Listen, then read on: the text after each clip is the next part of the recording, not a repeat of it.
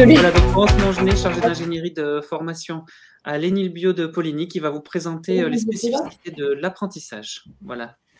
Laurence, c'est à toi. Très bien, merci. Donc, avec un petit peu de retard, on va commencer un petit focus assez rapide, mais quand même sur quelques points qu'il va falloir qu'on regarde de près sur les formations par apprentissage. Donc, l'apprentissage, c'est un dispositif de formation qui va se dérouler en fait en alternance entre le centre de formation, dans lequel vous allez pouvoir participer à la formation générale, pratique, scientifique, technologique, et puis une grosse partie en entreprise, dans laquelle vous allez pouvoir compléter cette formation théorique en centre de formation par l'enseignement technologique et l'application professionnelle. Donc, la répartition, en fait, entre les périodes en centre ou les périodes en entreprise est différente en fonction des formations, mais dans la grande majorité des cas, les périodes en entreprise représentent plus de 50% de la formation. Donc, c'est quand même une partie très importante.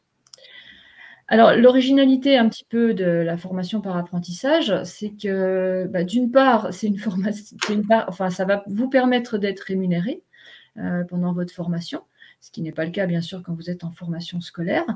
Et puis, c'est surtout une première expérience professionnelle importante, puisque quand ça peut faire la différence au niveau de votre recrutement futur, les années d'apprentissage, elles vont être reconnues comme des années d'expérience professionnelle, vraiment valorisables. C'est l'accès à un diplôme reconnu par l'État. C'est le même diplôme qu'en formation scolaire. Donc, vous avez exactement les mêmes prérogatives avec un diplôme par apprentissage. Donc, quelles sont les modalités, enfin, qu'est-ce qu'il faut faire en fait pour signer un contrat d'apprentissage avec une entreprise? Il faut avoir 16 à 30 ans. Cette condition, elle n'est pas... Elle peut être augmentée si vous êtes porteur de handicap. Dans ce cas-là, il n'y a pas de restriction sur l'âge. En fait, vous pouvez signer un contrat quel que soit votre âge. Sinon, c'est entre 16 à 30 ans. Vous allez être salarié à part entière, donc faire partie de l'effectif de l'entreprise, et puis vous conformer aux règles en vigueur dans l'entreprise, aux conventions collectives qui sont appliquées dans les entreprises. Votre rémunération, elle va être tout au long de l'année, que vous soyez en entreprise ou que vous soyez en CFA. En fait, votre salaire est versé chaque mois. Vous avez une période d'essai qui est de 45 jours en entreprise. Alors, ces 45 jours, il faut savoir que si votre période en centre vient se loger entre deux périodes en entreprise, les 45 jours sont vraiment que ceux qui sont en entreprise. Donc, ça permet quand même d'avoir une bonne idée déjà pour vous sentir bien en entreprise et continuer votre contrat. Vous pouvez signer ce contrat d'apprentissage jusqu'à 3 mois avant l'entrée en centre de formation. Donc, on vous conseille en général de débuter votre formation par une période en entreprise parce que ça vous permet justement de prendre connaissance avec l'entreprise et puis d'être déjà un petit peu dans le mode apprentissage avant de rentrer sur les périodes en centre de formation. Si vous étiez une question qu'on nous pose souvent, si vous étiez en recherche de contrat d'apprentissage et que ce n'est pas encore formalisé au moment où les cours vont débuter en centre, on a, depuis la réforme nouvelle de l'apprentissage, la possibilité de vous intégrer en centre de formation en attendant la signature définitive du contrat, et ce, dans un délai de 3 mois maximum. La réforme de l'apprentissage a également permis le développement d'aides qui vont vous être allouées et qui peuvent vraiment vous permettre de compenser un petit peu les frais que vous allez avoir parce que vous êtes forcément sur 2 sites, notamment une aide au premier équipement, donc tout ce qui est équipement professionnel, éventuellement prêt d'ordinateur pour ceux qui n'en ont pas encore. C'est possible par l'aide au premier équipement. Alors, on parle bien d'un prêt, par exemple, de matériel informatique. Le matériel reste la propriété du CFA, mais pendant toute votre période en centre de formation, vous allez pouvoir bénéficier d'un ordinateur ou d'un équipement spécial. Vous avez également la possibilité de bénéficier d'une aide au permis.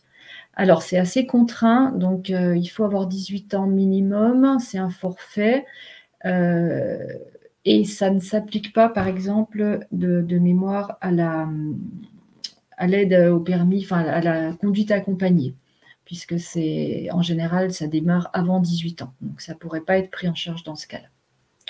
Vous avez également, de façon importante, une aide à l'hébergement et une aide à la restauration, qui est de 6 € par nuit pour l'hébergement, 3 € par repas. Il faut que cet hébergement et cette restauration soient dans le cadre de votre logement au CFA et vos repas en CFA.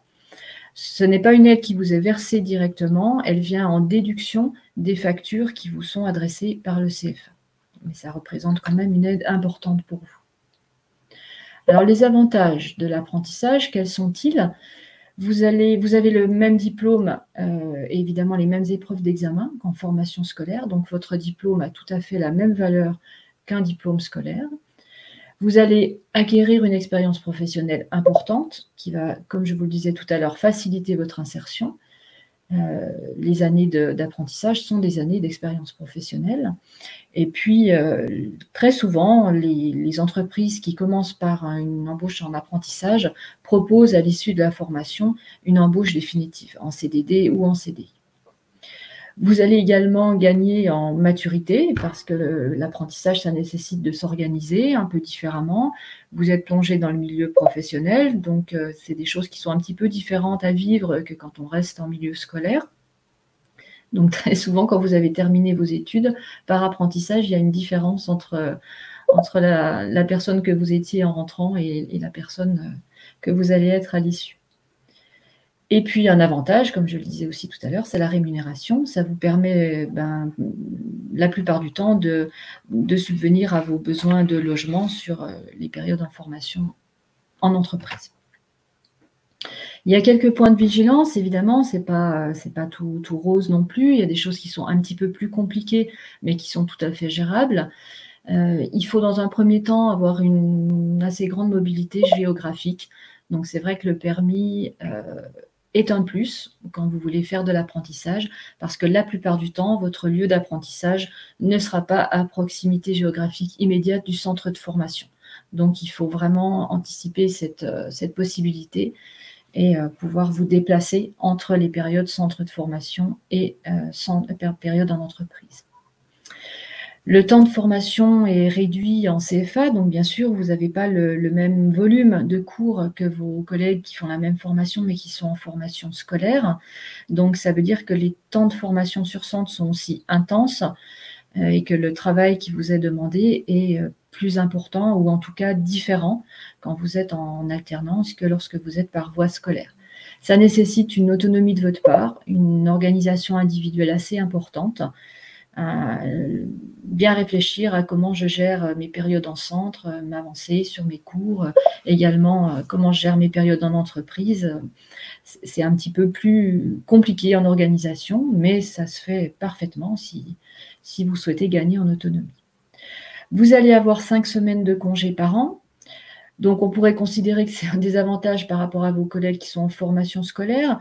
Pas forcément, parce que vous vous rendrez vite compte qu'en fait, quand on est en entreprise, le temps passe très vite et que les semaines de congé, c'est des semaines de congé d'un salarié, mais en tout cas, elles sont largement compensées par toute l'expérience que vous allez pouvoir gagner en entreprise. Et puis enfin, l'entreprise d'accueil doit être implantée en France. Il n'y a encore pas la possibilité de pouvoir faire votre apprentissage complètement à l'étranger. C'est possible dans le cadre d'entreprises qui auraient des succursales à l'étranger et pour lesquelles votre contrat principal est signé en France. Et vous pouvez être délocalisé sur des structures d'accueil à l'étranger. Mais ça reste vraiment à la marge. Alors, le rythme de l'alternance chez nous, qu'est-ce que les ENIL vous proposent que d'autres formations vous proposeront peut-être pas? Vous avez 3 à 4 semaines de centre en formation en centre et entre 4 et 6 semaines en entreprise, ce qui représente des périodes assez longues en fait de formation en entreprise et qui peut justifier le lieu d'apprentissage éloigné, enfin en tout cas pas le justifier mais le compenser. Vous n'aurez pas à faire des voyages fréquents entre l'entreprise et le lieu de formation en centre. On vous propose la plupart du temps un entretien de positionnement pour bien valider avec vous votre projet de formation, pour prévoir éventuellement des remises à niveau si vous êtes un petit peu juste sur certaines matières que vous n'avez pas forcément vues dans votre cursus antérieur. À l'ENIL Bio, on regarde à l'ENIL et à l'ENIL Bio, on regarde vraiment tous les profils Ce n'est pas parce que vous n'êtes pas forcément issu d'une formation qui, on va dire, qui donne accès très facilement à votre formation en apprentissage qu'on va refuser votre candidature. On regarde vraiment de près. Si nécessaire, on met en place des remises à niveau. Et puis, la motivation fait 80% de votre réussite. Donc, n'hésitez pas à regarder, à ne pas vous mettre de barrière. On vous propose un accompagnement important à la recherche d'entreprise. On a un service recrutement dans les 2 écoles qui sont vraiment dédiés à votre accompagnement. Donc, on ne vous laisse pas tout seul. On a la plupart, beaucoup d'offres qui nous sont envoyées par les entreprises avec lesquelles on est partenaire. On a des partenariats privilégiés avec des entreprises dans le monde industriel, des petites structures pour nos formations fermières. Et puis, chaque année, les entreprises nous sollicitent pour vous proposer des offres d'apprentissage. Donc, on va vous accompagner, vous allez avoir un panel d'offres auxquelles vous pourrez répondre, mais vous avez également, de votre côté, bien entendu, des recherches à faire individuellement, si c'est, par exemple, sur votre zone géographique de prédilection. On va vous proposer des hébergements sur tous les niveaux de formation, donc en internat si c'est pour des niveaux infra-bac, et puis ensuite en résidence étudiante, comme Nicolas vous les a montré tout à l'heure, pour les formations supérieures, BTS et licence. Le service de restauration est également proposé sur vos périodes en centre. Les formations en apprentissage sur les ENIL sont très accompagnées. C'est pour cette raison que l'on peut se valoriser d'un taux de rupture de contrat très faible. Et en tout cas, souvent les apprenants qui rompent un contrat pour une raison X ou Y retrouvent derrière un autre contrat d'apprentissage. On continue vraiment à les accompagner sur cette difficulté. On accompagne aussi pour la formation qui vous permet d'obtenir un diplôme avec, on va dire, un taux de réussite très important, au-dessus de 95%. Nos apprentis sont satisfaits de cet accompagnement puisque nos taux de satisfaction sont supérieurs à 90%. Vous avez une très bonne insertion, une poursuite d'études. Comme on vous disait tout à l'heure, les périodes d'apprentissage sont des périodes d'expérience professionnelle, donc ça vous permet vraiment une très bonne insertion par la suite. Et puis, les ENIL sont certifiés qualité depuis 2020-2021. Donc, c'est des formations qui sont référencées Calliope et Califormacu. Alors, comment faire pour anticiper une formation en apprentissage? Parce que ça s'anticipe quand même un petit peu. Bien vous informer sur les métiers, si ça correspond vraiment à là où vous voyez d'ici quelques années. Identifier les entreprises qui vous intéresseraient, souvent par zone géographique, parce qu'en général, vous avez déjà une idée assez précise de l'endroit où là vous voudriez aller. Préparer votre candidature, préparer des entretiens d'embauche. Donc ça, c'est des choses qu'on peut également vous proposer en accompagnement. Les services recrutement sont là dans les ENIL pour vous accompagner. Commencez à solliciter les entreprises pour les rentrées 2022. Là, dès cette période, mars-avril, c'est un bon moment pour commencer à envoyer vos candidatures. On va organiser fin mars une journée de job dating pour les candidatures apprentissage. Donc, vous pourrez participer en prenant contact avec nous à une journée sur laquelle les entreprises viendront déjà proposer leurs offres d'apprentissage. Donc, vous pourrez déjà participer à une journée organisée dans les ENIL.